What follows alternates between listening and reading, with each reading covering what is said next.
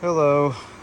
Tonight we're going to be working on a 2014 Ram 1500 pickup Hemi engine, and we're going to be changing the front pads and rear pads. First thing you want to do is to jack it up, and I'm going to use this big beefy cross member part of the frame and the engine cradle in the front.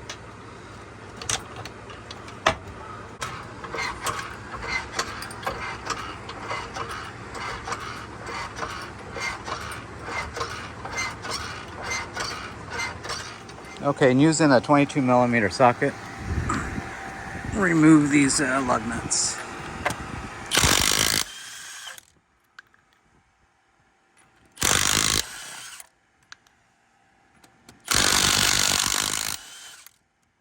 Guys, try to use your knees when you peel these things off because they're heavy. Same thing for when you put them back on. And just for extra insurance, go ahead and put this big old wheel underneath just in case the truck falls. Okay, the Caliper Bolt is a 13 millimeter, the top and the bottom. And of course I'm going to have to use a wrench to hold this nut, or maybe I could just hold it with my hand. Nope. Oh, yep, I can. I can hold it with my hand. That's the Caliper Bolt. And there's a bottom one here, on the bottom over here. I'm gonna try to hold it with my hand. There we go. There's the bottom one. So get a long screwdriver or a screwdriver and just stick it in right here, and you can kind of peel it back. The caliper, kind of peel it back a little bit until you can get underneath it. And this is the caliper right here. And if you have a hanger, I would hang it from the strut right here, but I'm going to set it right here for right now. So right now we're looking at the brake pads, and brake pads, there's a little bit of rust here on the rotor, which is normal. And you can just kind of peel them back a little bit.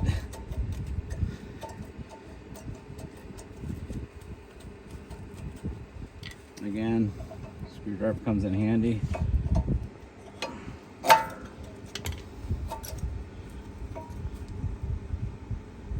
And there's a little bit of meat on it, not a whole lot. These do need to be replaced.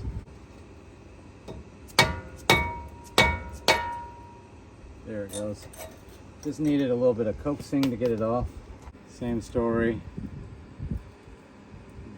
There's still some meat on it, not a whole lot of meat. You may have to save these little clips that go on the ears. And while you're in here, go ahead and remove these caliper slide bolts. They're held on by a boot, and there's a little rubber thing like that. It doesn't matter which way you put them on, the rubber boots. But while you're here in here, go ahead and remove these caliper bolts, slide pins, and put new glue on them. All right, so I'm using a wire brush.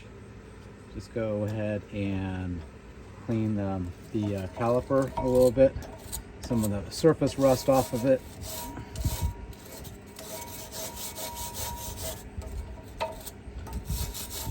Oh yeah, it's a lot of surface rust. So you want to especially get in here where the shims of the brakes or the ears will go, and just clean it out the best you can. And use a can of brake clean and just kind of spray this off.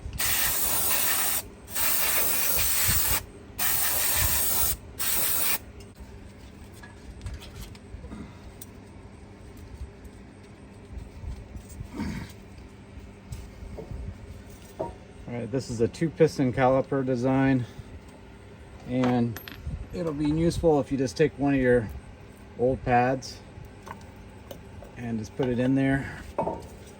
You can use a C-clamp. If you use a C-clamp, then you got to do one side at a time. Or you can use a special brake tool.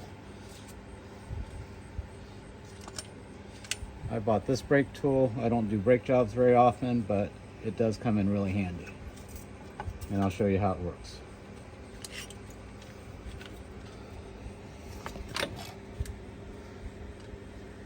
So basically, you just squeeze this and you can see the piston going back in. You want to try to squeeze it evenly, since I can't get in the middle because this thing is in the way. I'll switch over to this side and squeeze on this side, and we're just getting the pistons to go in.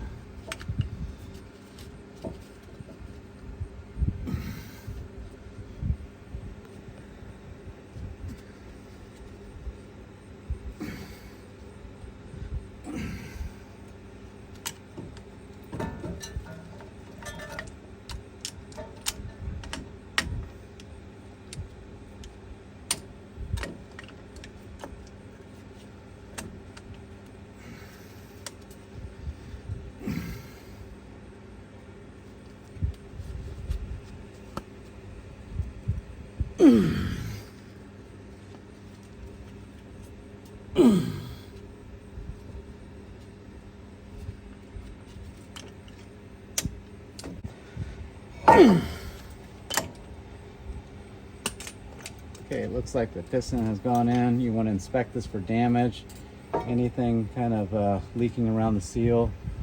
This looks good on both sides. So we're going to put everything back together. Make sure you buy quality pads. These are Wagner OEX brand. They were very nice, and they labeled this for the front. And it did come with the shims for the ears, which is nice, so I don't have to reuse the old ones. And it doesn't seem to matter which side they're on. They all look like the same. OEX 1084, yeah, on both sides. All right, so these look like quality brakes. They have a chamfer right here, and this is to allow the brake dust to escape. And it also looks very meaty compared to the old one, which is quite worn down.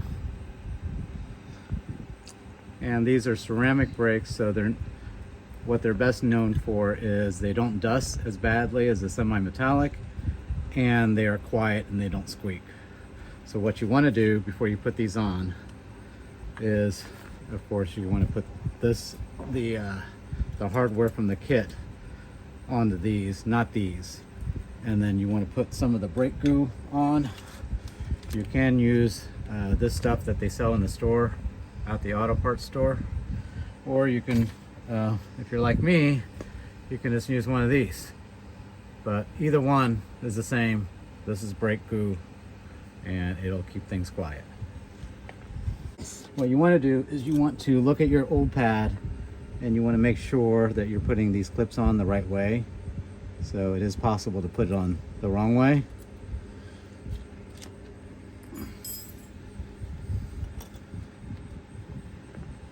So I'm going to use some of this brake goo, and you want to goo up the this is where the moving parts are, where it slides in and out, so you want to make sure that's lubricated. And we're going to get the back side of the pad here too in a minute. I just don't want to get goo on my hands right now. We'll put the brake hardware back on, and again I'm going to compare to make sure that I'm putting it on the right way. And that looks about like the way it's supposed to go. You want to repeat for this side. You want to look and make sure it's right, in which case it looks like it is. And before we do all that, I'm going to clean off these caliper slide bolts. Let's take the rubber off of them.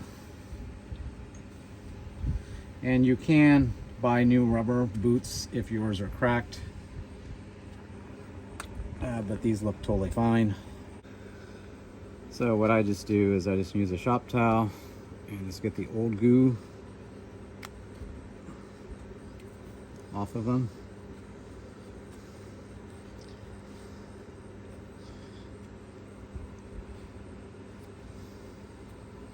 These are in pretty good shape.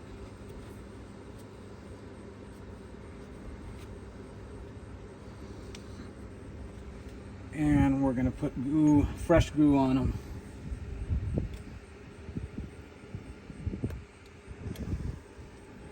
And you just want to put some glue on it just like that.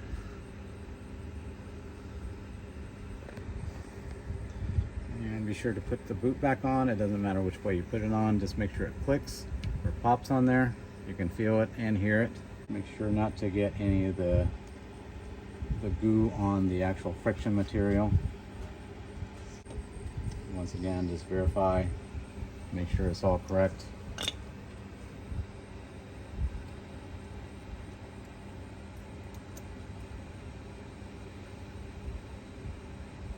And that looks good. So you want to put some of the goo on the back side. And it's what you hear when you hear brake noise is you hear the vibration of these pads. And that's what makes that high-pitched whine. Now, these brakes actually vibrate a lot, but they vibrate in the range above normal human hearing, so you actually don't hear them, but dogs can. And it's really important to get some of this glue like in the little spot right here where the pads are going to ride. Try not to get any on the rotor, but just put a little bit of glue in there on both sides.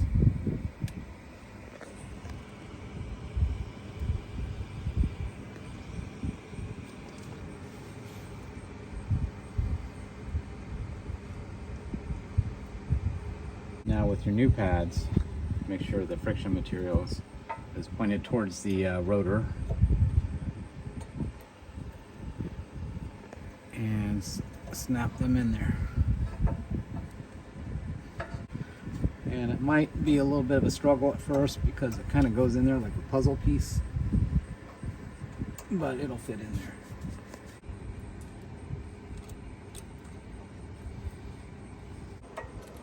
Make sure that this thing is out on the bottom because it is easy for it to be tucked in. So make sure this is spread out and verify that it's that way on all your sides. Grab a hold of it here without popping these clips out. Make sure that they're still where they're supposed to be. Oh, and I almost forgot, I needed to put these caliper pins in.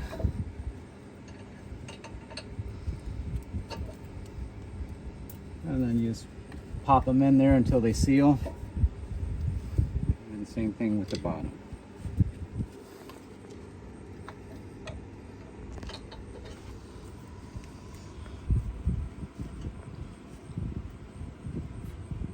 Just give it a little spin, make sure it's on there all the way. Make sure these clips are on the outside. Everything looks good. And go ahead and just kind of start screwing them in. You may need to get a wrench to hold this from spinning, to keep this from spinning.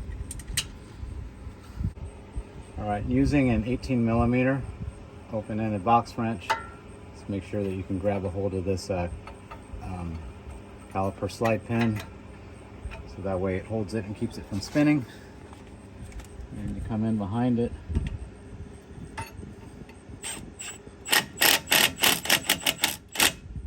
And that's good enough. Now I can get my tool out. There we go.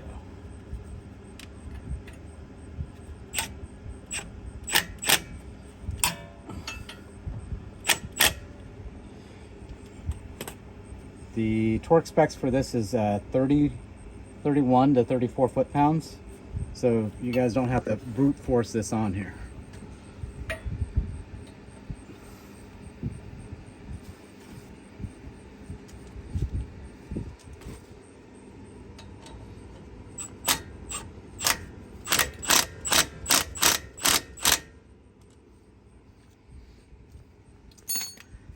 And we have one complete front side brake job done. So when you have everything put back together, Make sure all these springs are out the way that they're supposed to be on the outside. This will slide back and forth because that's the way it's made, and that's how brakes work, because they'll squeeze. Or this caliper will squeeze them, but it does slide back and forth, so don't be alarmed by that. All right, we're gonna put this tire back on. This is a big old tire. It is roughly waist height, and these tires can weigh upwards of 70 to 80 pounds. So if you're gonna lift it, use your knees to lift it.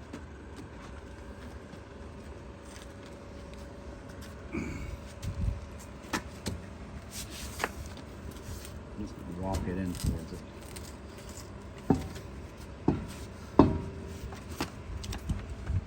Use your knees and lift this thing up. So that way you're not straining your back. There we go.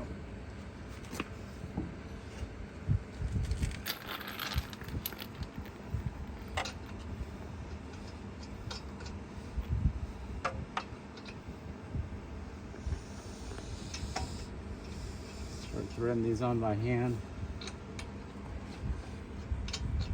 Make sure they thread on nicely. If they bind or anything like that, then you should stop and redo it again. Okay, I'm gonna put this impact wrench on the lowest setting, which is a 1. So we're not tightening these down. We're just getting them on here so I can put it on the ground and torque it with a torque wrench. And when you put the tire on, you should put it on in a star-like pattern.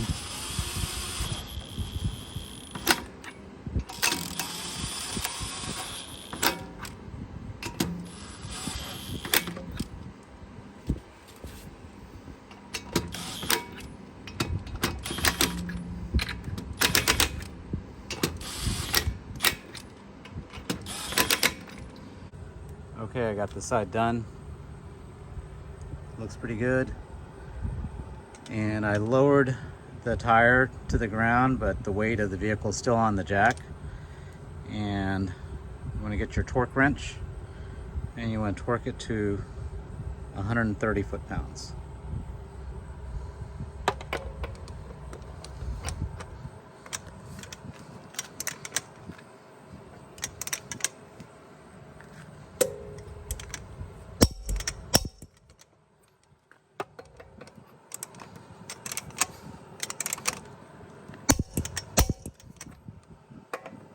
Do it in a star pattern.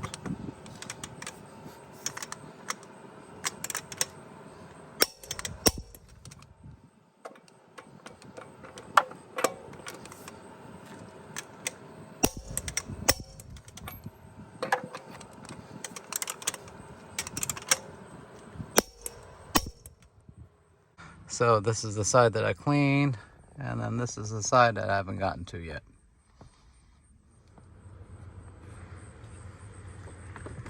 Gonna clean the windshield a little bit.